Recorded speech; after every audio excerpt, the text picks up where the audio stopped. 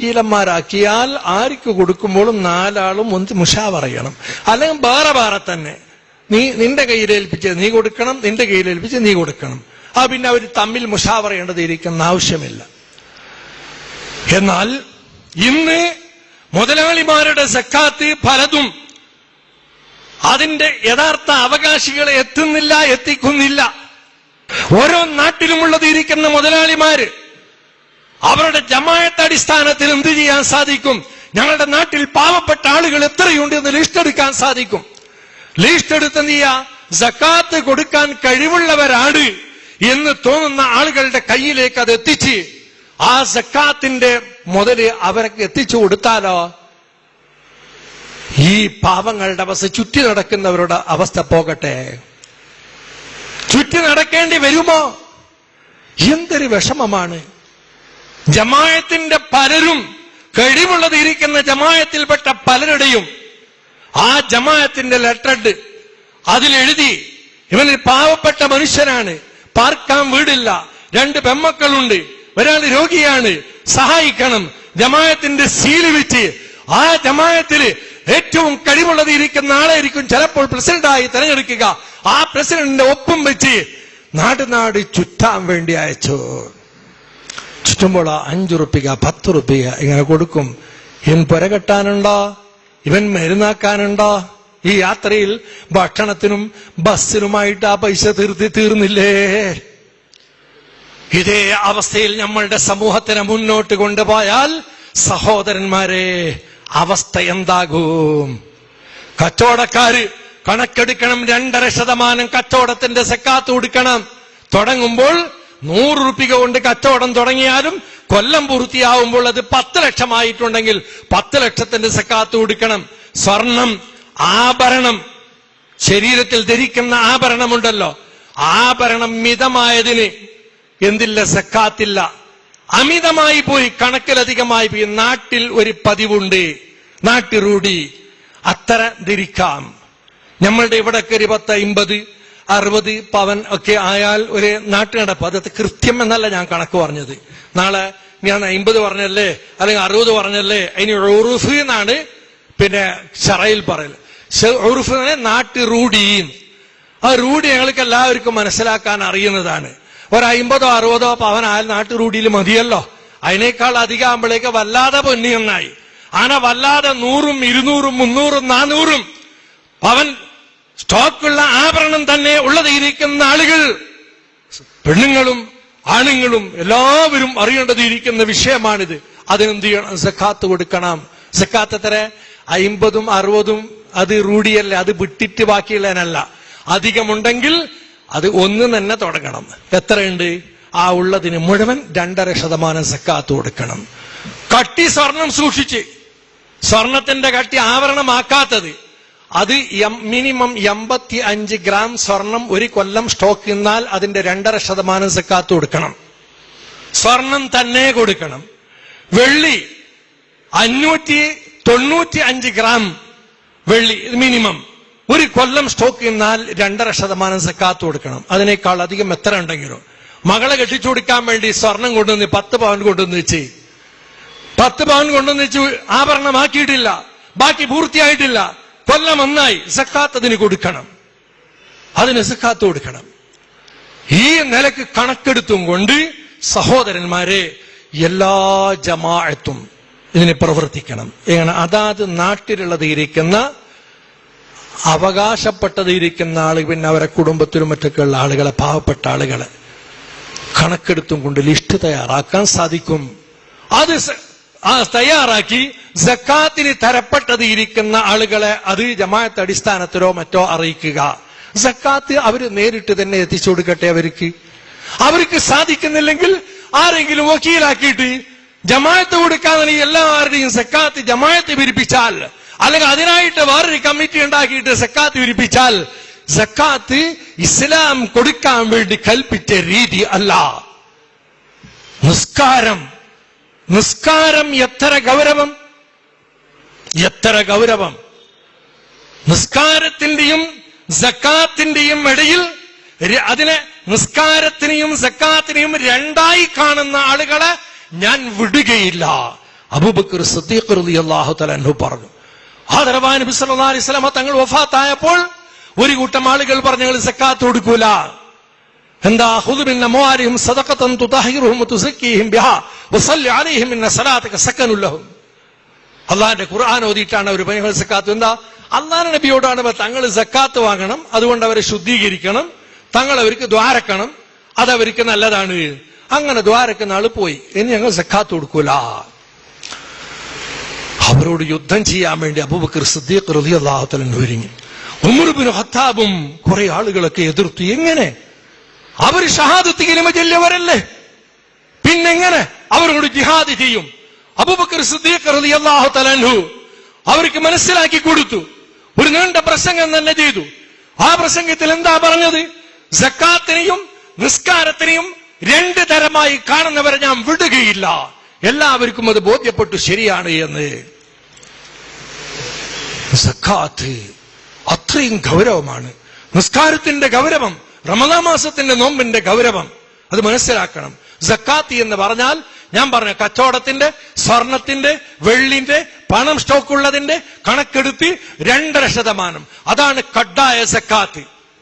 ബുനിയൽ ഇസ്ലാം അലാ ഖംസിൻ ഷഹാദത്തി അല്ലാ ഇലാഹ ഇല്ലല്ലാഹു വഅന്ന മുഹമ്മദ റസൂലുള്ളാഹ് വഇഖാമുസ് സലാത്തി വഈതാഉ സക്കാത്തി വസൗമു റമളാന വഹിജ്ജുൽ ബൈത്ത്. ഇസ്ലാം എന്ന ആ വലിയ വീട്, അതിന് 5 സ്തംഭങ്ങൾ.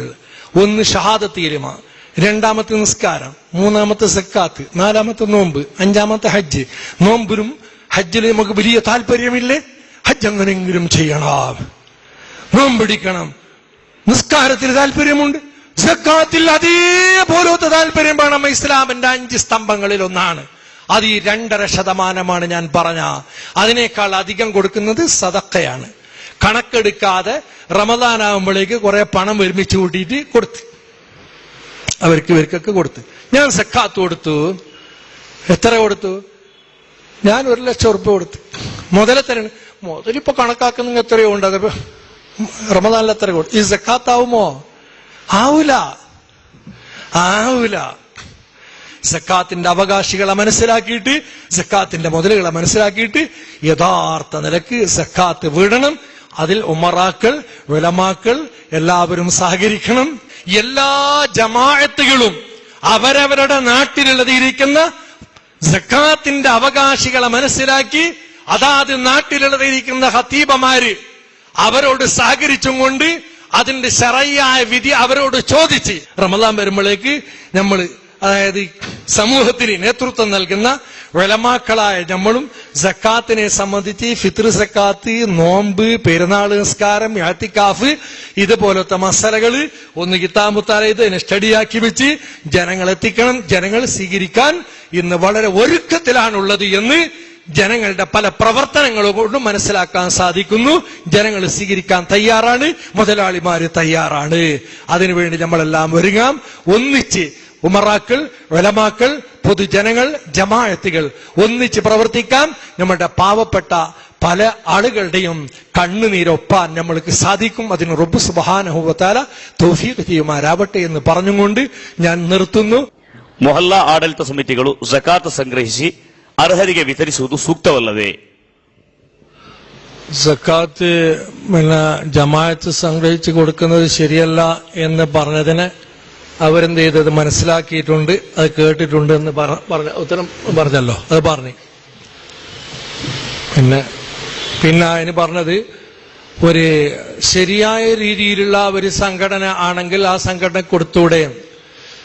അത് സംഘം എന്ന് പറഞ്ഞിട്ട് ഇല്ല. പിന്നെ വക്കീല് ഉണ്ട്.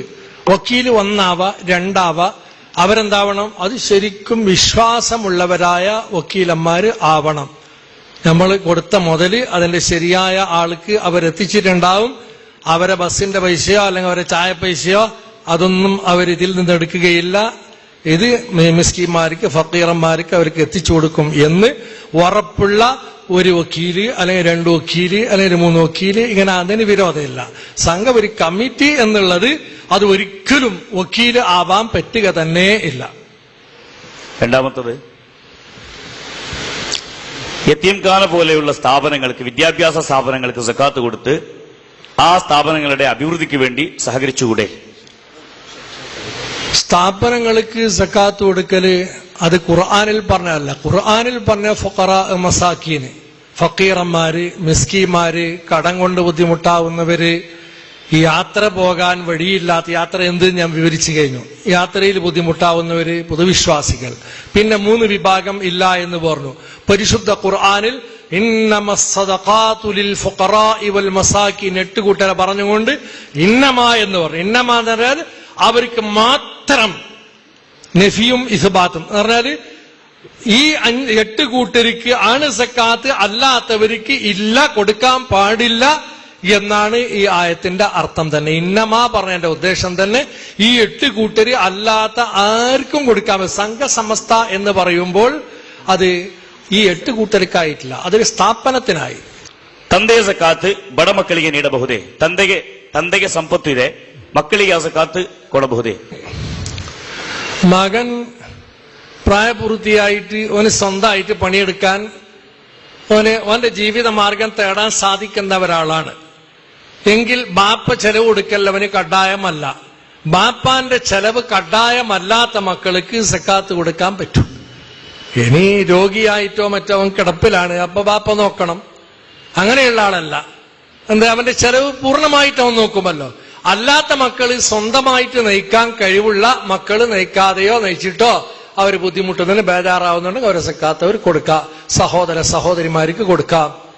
5 ಲಕ್ಷ ರೂಪಾಯಿ ಸಾಲ ಇದೆ, 3 ಲಕ್ಷ ರೂಪಾಯಿ ತನ್ನ ಅಧೀನದಲ್ಲಿದೆ, ಸ್ವಂತದಲ್ಲಿ 3 ಲಕ್ಷ ರೂಪಾಯಿ ಇದೆ, 5 ಲಕ್ಷ ರೂಪಾಯಿ ಹೊರಗಿನವರಿಗೆ ಸಾಲ ಕೊಡ್ಲಿಕ್ಕೆ ಇದೆ. ಇಲ್ಲಿ ಸಕಾತ್ ಹೇಗೆ ಕೊಡಬಹುದು, ಕೊಡಬೇಕೇ? 3 ലക്ഷം ഉറുപ്പിക ഒരു വർഷം പൂർണ്ണമായിട്ട് ഒരു മനുഷ്യന്റെ കയ്യിൽ സ്റ്റോക്ക് നിന്നാൽ ബാക്കി അവന് കടമുണ്ടോ ഇല്ലേ അത് നോക്കാതെ ഈ 3 ലക്ഷം ഉറുപ്പിയിൽ നിന്നിട്ട് അതിന്റെ 2.5% 7500 ഉറുപ്പിക സക്കാത്തായിട്ട് കൊടുക്കുകയെ തന്നെ വേണം. കടം അത് വേറെ, കടത്തിന് ഇത് ബാധകമല്ല. ವಿದೇಶಕ್ಕೆ ತೆರಳುವವರಿಗೆ ಅಥವಾ ಬಡ ಹೆಣ್ಣಿನ ಮದುವೆಗೆ ನೀಡಿದರೆ ಸಕಾತ್ ಸಂದಾಯವಾಗಬಹುದೇ? വിദേശത്തേക്ക് പോകുന്ന ആൾക്ക് സക്കാത്ത് കൊടുത്താൽ പറ്റുമോന്ന്, അതിപ്പോ നമ്മൾ യാത്രക്കാരെ പറഞ്ഞു. വിദേശത്തോ അല്ലെങ്കിൽ നാട്ടിന്റെ അകത്തോ, അത് ഇന്ത്യയിൽ നിന്ന് പുറത്തോ ഇന്ത്യന്റെ അകത്തോ വേറെ എവിടെ യാത്ര പോയിട്ട് അവന്റെ ജീവിത മാർഗം തേടുന്ന ആള്, അവന് പോകുമ്പോഴേക്ക് ടിക്കറ്റിനോ മറ്റോ ചെലവിനോ പൈസ ഇല്ല എന്നെങ്കിൽ അവന് സക്കാത്തിന്റെ ഒരു ഓഹരി ഉണ്ട് എന്ന് സക്കാത്തിന്റെ അവകാശികളിൽ പറഞ്ഞു. പിന്നെ പെൺമക്കളെ കെട്ടിച്ചു കൊടുക്കാൻ വേണ്ടി സക്കാത്ത് കൊടുക്കാൻ പറ്റുമോ? ഫക്കീറന്മാര്, മിസ്കീന്മാര്, അവർക്ക് അവരുടെ ആവശ്യത്തിനനുസരിച്ച് സക്കാത്ത് കൊടുക്കാം. അത് പെണ്ണിനെ കെട്ടിച്ചു കൊടുക്കാൻ വേണ്ടി അല്ലെങ്കിൽ ആണിനെ കെട്ടിച്ചു കൊടുക്കാൻ വേണ്ടി പറഞ്ഞിട്ട് അങ്ങനത്തെ പ്രത്യേകതയൊന്നുമില്ല.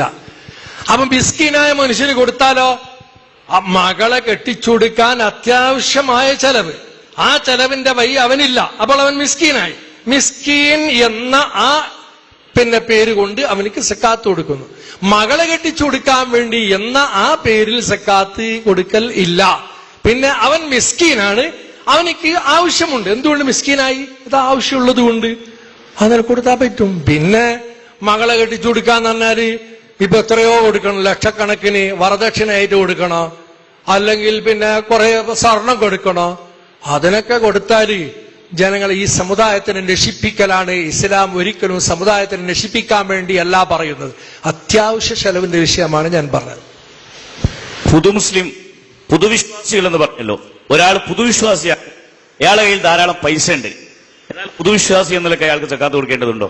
പുതുവിശ്വാസി എന്ന പേരിൽ സക്കാത്ത് അയാൾക്കുണ്ട്. എന്താ, അയാളുടെ ഒരു മനസ്സിന് ഒരു ശാന്തി, എന്നോട് എല്ലാവരും സഹകരിക്കുന്നുണ്ട്, അവരെ വാക്കുകൊണ്ടും ദേഹം കൊണ്ടും പൈസ തന്നിട്ടും കൂടി എന്നോട് അവർ സഹകരിക്കുന്നുണ്ട് എന്നുള്ള ആ ഒരു സഹകരണത്തിന് വേണ്ടിയിട്ട്, സഹകരിക്കുന്ന ദീനാണ് ഈ മതം, സഹകരണമുള്ള ദീനാണ് എന്ന് തോന്നിപ്പിക്കാം, എന്ന് വരുത്താൻ വേണ്ടി എന്ന് പറയുന്നത് കൊണ്ട് ഉദ്ദേശിക്കുന്നത് ആരാണ്?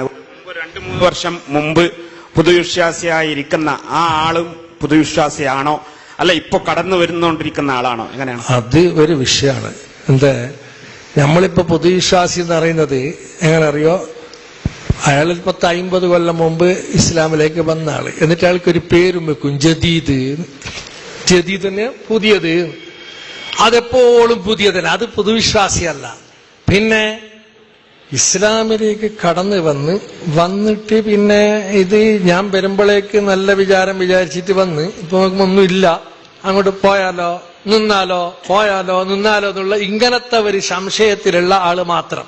എന്നല്ലാതെ എപ്പോഴും പുതുവിശ്വാസി എന്നുള്ള പേര് വെച്ചിട്ട് അയാളെ മോളെ കെട്ടാൻ ഒരേ ഇഷ്ടപ്പെടുന്നില്ല. അത് പുതിയോന്ന് നങ്ങാറ് പുതിയങ്ങല്ലേ. അങ്ങനെ പുതിയെന്ന് പറഞ്ഞാല് ബഹുമാനപ്പെട്ട സഹാബാക്കള് ഇസ്ലാം ദീൻ സ്വീകരിച്ചിട്ട് 1 കൊല്ലോ 2 കൊല്ലോ ആകുമ്പോഴേക്ക് വഫാത്തായ ആളുണ്ട്. അബൂബക്കർ സിദ്ദീഖ് റളിയല്ലാഹു തആല ഇസ്ലാം ദീൻ സ്വീകരിച്ചു. നുബുവത്തിന്റെ അള്ളാഹു നബിക്ക് നുബുവത്ത് കിട്ടിയിട്ട് 6ാമത്തെ കൊല്ലത്തില്. അള്ളാഹു നബിന്റെ വഫാത്ത് കഴിഞ്ഞ് അബൂബക്കർ സിദ്ദീഖ് 2 കൊല്ലവും ചില്ലാനം ഭരിച്ചു. അബൂബക്കർ സിദ്ദീഖ് 12 കൊല്ലം ജീവിച്ചു, വഫാത്തായല്ലോ. പുതുവിശ്വാസി നമ്മളെ കണക്ക് പ്രകാരം പുതുവിശ്വാസി എന്നുള്ള ജദീദ് എന്നുള്ള പേരേ പോയിട്ടില്ല. അങ്ങനത്തെ കണക്കൊന്നുമില്ല. ഈമാൻ ഉറച്ചാ പിന്നെ പുതുവിശ്വാസി അല്ല. ಈ ಮೊಹಲ್ಲ ಆಡಳಿತ ಸಮಿತಿಗಳು ಜಕಾತ್ ಸಂಗ್ರಹಿಸಿ ಅರ್ಹರಿಗೆ ವಿತರಿಸುವುದು ಸೂಕ್ತವಲ್ಲವೇ എന്ന് പറയുന്ന ഒരു ചോദ്യം ഉണ്ടായിരുന്നു. അപ്പൊ സാധാരണ ഇപ്പോ ഒരു ഇസ്ലാമിക ഭരണം ഉള്ള സ്ഥലത്ത്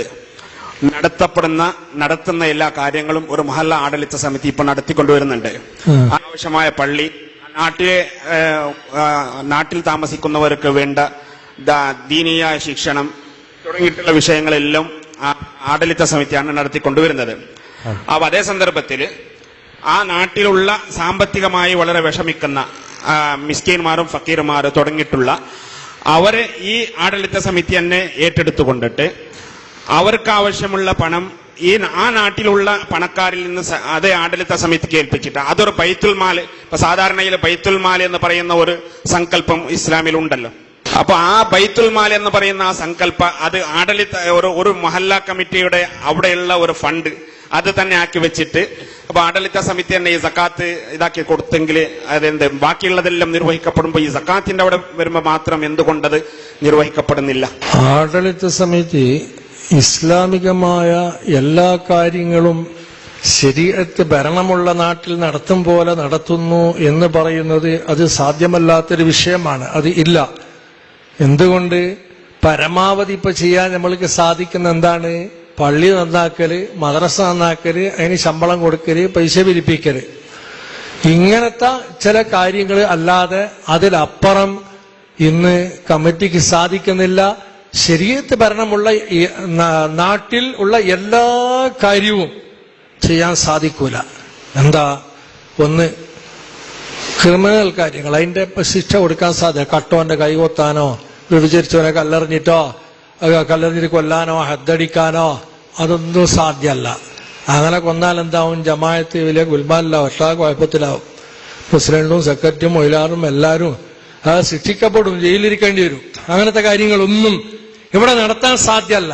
ഏതുവരെ നിക്കാഹ് ഫസ്ഖിന്റെ കാര്യം വരെ ആഡളിത കമ്മിറ്റിക്ക് ഒരു നിയന്ത്രണത്തിൽ ഒരു ആലിം ഉണ്ടായിട്ട് ഒരു തീരുമാനം പറയാൻ വേണ്ടിയിട്ട് ജമാഅത്ത് കമ്മിറ്റിക്ക്, നാട്ടിൽ ആഡളിത സമിതിക്ക് ജനങ്ങളെ സമ്മതിപ്പിക്കാൻ സാധിക്കാത്തൊരു ചുറ്റുപാടാണ് ഇവിടെ കണ്ടും കൊണ്ടുള്ളത്. ജമാഅത്ത് കമ്മിറ്റി ഇടപെട്ടാൽ ആ തലാഖിന്റെ അല്ലെങ്കിൽ ആ ഫസ്ഖിന്റെ കേസ് തീരുന്നില്ല.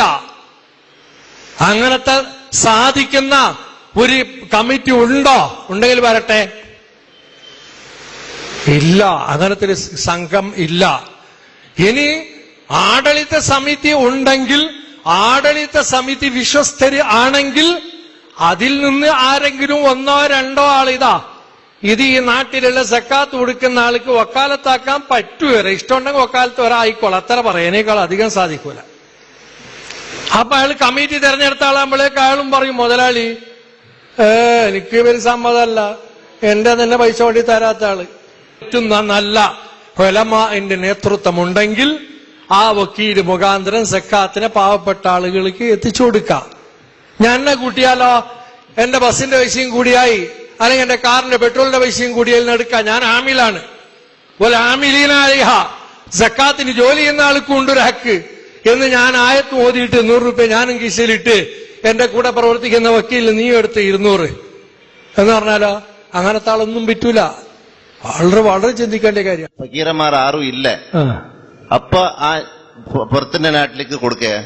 സക്കാത്ത് വാങ്ങാൻ അർഹതയുള്ള ആള് ആരും നാട്ടിലില്ല എങ്കിൽ നാട്ടിൽ നിന്ന് മറ്റൊരു നാട്ടിൽ അത് പറ്റും, അങ്ങനെ തന്നെയാണ് കൊടുക്കേണ്ടത്. നാട്ടിൽ ആരും സക്കാത്തിന് തരപ്പെട്ട ആളില്ലെങ്കിൽ അതിന്റെ അടുത്ത നാട്ടിലുണ്ടോ നോക്കണം. അടുത്ത നാട്ടിലും ഇല്ലെങ്കിൽ പിന്നെ അതിന്റെ അപ്പുറത്തെ നാട്ടിലുണ്ടോ, അങ്ങനെ നോക്കിയിട്ട് കൊടുക്കണം എന്നാണ് ഇസ്ലാമിന്റെ നിയമം തന്നെ. വിദേശങ്ങളില് സക്കാത്ത് വാങ്ങാൻ അർഹന്മാരില്ലാത്തപ്പോ വിദേശങ്ങളിലുള്ളവർ അവരെ സക്കാത്ത് എന്ത് ചെയ്യണം എന്ന് പറയുന്നു. വിദേശ നാടുകളിൽ സക്കാത്ത് സ്വീകരിക്കാൻ അർഹര് ഇല്ല എങ്കിൽ ഈ പറഞ്ഞത് പ്രകാരം അതിന്റെ അടുത്ത നാട് അവിടെ ഇല്ലെങ്കിൽ അതിന്റെ അടുത്ത നാട്ടിൽ കൊടുക്കാൻ സൗകര്യമില്ലെങ്കിൽ പിന്നെ സക്കാത്ത് മറ്റൊരു നാട്ടിലേക്ക് കൊണ്ടുപോകാൻ പറ്റുമെന്നുള്ള അഭിപ്രായം ഉണ്ടല്ലോ.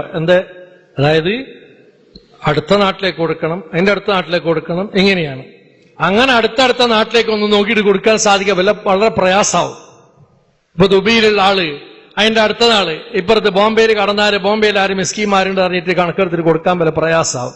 അപ്പൊ എന്ത് ചെയ്യാ, സ്വന്തം നാട്ടിലേക്ക് തന്നെ കൊണ്ടുവരാ. അപ്പൊ സക്കാത്ത് ഒരു നാട്ടിൽ നിന്ന് മറ്റൊരു നാട്ടിലേക്ക് നീക്കം ചെയ്യൽ ആയി. ആ അഭിപ്രായമുണ്ടല്ലോ, അത് സ്വീകരിച്ചുള്ള ഒരു നാട്ടിന്റെ സക്കാത്ത് മറ്റൊരു നാട്ടിലേക്ക് കൊടുക്കാം എന്ന്. ഈ അഭിപ്രായം സ്വീകരിക്കേണ്ടത് ഇരിക്കുന്ന പലരുമുണ്ട്. പലപ്പോഴും റമദാൻ മാസമാകുമ്പോഴേക്ക് അല്ലെങ്കിൽ സക്കാത്ത് കൊടുക്കുന്ന സമയമാകുമ്പോഴേക്ക് ചോദ്യം വരുന്നു, എന്റെ ഒരു സഹോദരി വളരെ പാവപ്പെട്ട ആളാണ്, ഞാൻ മംഗലാപുരക്കാരന്, അവളുള്ള ഉപ്പിനങ്ങാടിയിലാണ്, സക്കാത്ത് കൊടുക്കാൻ പറ്റൂല പറഞ്ഞാല് ആ നാട്ടിൽ അവൾക്ക് സക്കാത്ത് ഇടിയില്ല, നിന്റെ ആങ്ങളെ വലിയ കച്ചവടക്കാരനല്ല മംഗലാപുരത്ത് എന്ന് പറഞ്ഞിട്ട്. അപ്പൊ എന്ത് ചെയ്യാ, ഈ ഒരു നാട്ടിന്റെ സക്കാത്ത് മറ്റൊരു നാട്ടിലേക്ക് നീക്കം ചെയ്യാൻ പറ്റും എന്നുള്ള ഷാഫി മദ്ഹബിലുള്ള അതേ അഭിപ്രായം സ്വീകരിക്കാം. ദീനി പഠിക്കുന്ന വിദ്യാർത്ഥികൾക്ക്, ദുനിയാവ് പഠിക്കുന്ന വിദ്യാർത്ഥികൾക്ക് ഈ സക്കാത്ത് പറ്റുമോ? ദീനിയായ പഠിപ്പ് അത് ഒഴിച്ചുകൂടാത്തതാണ്, അത് ഫർള് ഐനാണ്. ദുനിയാവിന്റെ പഠിപ്പും അങ്ങനെ തന്നെ ജീവിതത്തിന് അത്യാവശ്യമായ കാര്യമാണ്. ഈ ദുനിയാവിൽ ജീവിക്കണമെങ്കിൽ പിന്നെ വിദ്യാഭ്യാസം വേണം, നല്ലോണം വേണം, എത്ര അധികം ഉണ്ട് അത്രയും നല്ലതാണ്. ആ പഠിക്കുന്ന ആള് മിസ്കീനാണെങ്കിൽ മിസ്കീൻ എന്ന ആ അഡ്രസ്സിൽ എന്താക്കുക, കെയർ ഓഫിൽ കൊടുക്കാം. മിസ്കീനാണ് അല്ല ഫക്കീറാണ്, പഠിക്കുന്നവൻ എന്നുള്ള ആ പേര് വെച്ചും കൊണ്ടല്ല, അവൻ മിസ്കീനാണ്, അവന്റെ ആവശ്യം പൂർത്തിയാക്കാനുള്ള വഴി അവനിക്കില്ല.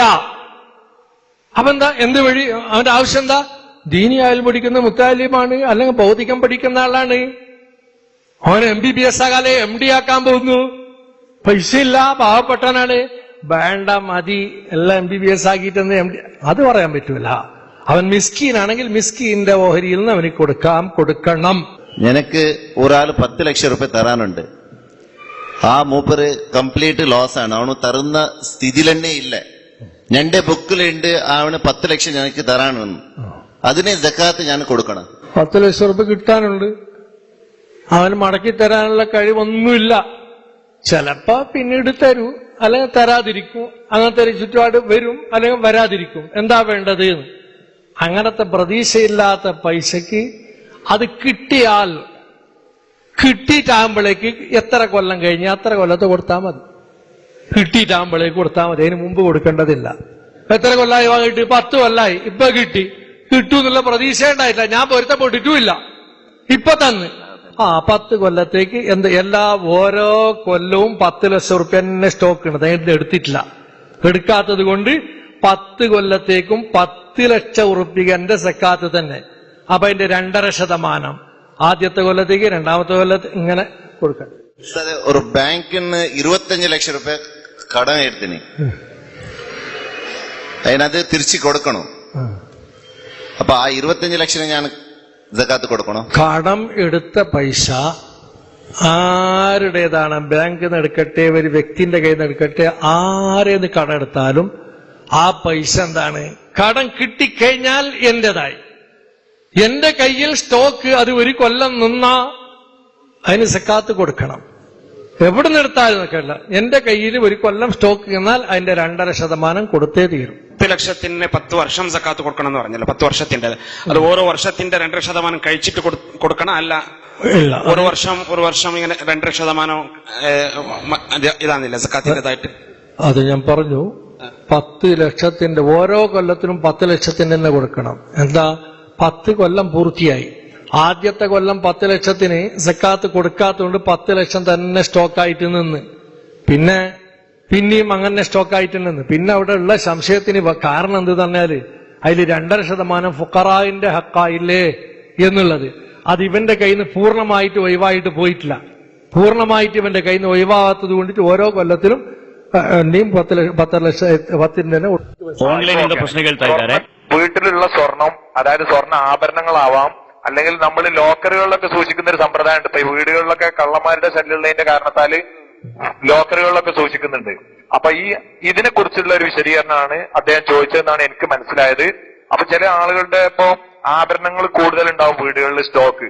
അപ്പൊ ഈ ആഭരണത്തിനെ സംബന്ധിച്ചും അപ്പൊ ഈ ആഭരണങ്ങൾ ഒരുപാട് ഉപയോഗിക്കാത്തുണ്ടാവും. ഉപയോഗിക്കുന്നത് ഓരോരോ ദിവസങ്ങളിൽ ഇപ്പൊ സ്വാഭാവികമായിട്ട് ഒരാൾ ഉപയോഗിക്കുന്നത് എന്ന് പറഞ്ഞാൽ ഒരു സ്ത്രീ ആണെങ്കിലും ആരാണെങ്കിലും അത് പൊതുവെ ഒരു പിന്നെ എന്തെങ്കിലും ഒരു ചെയിൻ, ഒരു വള അല്ലെങ്കിൽ മറ്റുള്ള സാധനങ്ങളാവും. അപ്പൊ കണ്ടമാനം ചില ആളുകൾക്ക് 100, 200, 300 പവനൊക്കെ ഉണ്ടാവും. അപ്പൊ അതിനെ കുറിച്ചുള്ള ഒരു എക്സ്പ്ലെയിനേഷൻ ആവുന്നാണ് ഞാൻ മനസ്സിലാക്കിയത്. ഞാൻ മൈക്ക് റിലീസ് ചെയ്യുന്നു. അസ്സലാമു അലൈക്കും. ആഭരണത്തിന്റെ മിതി പരിധി എത്ര എന്നുള്ളത് ഞാൻ നേരത്തെ പറഞ്ഞു. നാട്ടിൽ എങ്ങനെ ഉള്ളത് അതുപോലെയാണ്. അത് നമ്മളുടെ ഈ പ്രദേശത്ത്, അതായത് മാംഗ്ലൂർ, ഈ ചുറ്റുഭാഗം, പിന്നെ നമ്മൾ കണ്ട സാധാരണ കേരളത്തിലൊക്കെ നില അങ്ങനെയാണ്. ഒരു 50, 60 എന്ന് ഞാൻ ഒരു ഏകദേശം പറഞ്ഞു. അത് പിന്നെയും വേണമെങ്കിൽ ഒരു 75 പവന്റെ സ്വർണം ഒരു മിതമായിരിക്കും. അതിനേക്കാൾ അധികമാകുമ്പോൾ അമിതമായ ആഭരണം അത് അല്ലെങ്കിൽ മിതമായത് തന്നെ അത് സൂക്ഷിച്ച് വെക്കുന്നു, ലോക്കറിൽ വെക്കുന്നു, അല്ലെങ്കിൽ വേറെ എവിടെയും വെക്കുന്നു, സ്വന്തം പെരയിൽ തന്നെ സൂക്ഷിച്ചു വെക്കുന്നു, ശരീരത്തിൽ ഉപയോഗിക്കാതെ. എല്ലാത്തിന്റെയും നിയമം ഒന്ന് തന്നെയാണ്. ആഭരണം ധരിക്കാൻ വേണ്ടിയിട്ട് ഉണ്ടാക്കിയതായ ആഭരണം അത് എവിടെ സൂക്ഷിച്ചാലും ഈ പറഞ്ഞ ഒരു പരിധിയുണ്ട്. ആ പരിധിക്കുള്ളിലുള്ളത് മാത്രമാണെങ്കിൽ അതിന് സക്കാത്ത് വേണ്ട. അതിനേക്കാൾ അപ്പുറം ഉള്ളത് ആണെങ്കിൽ ഉള്ള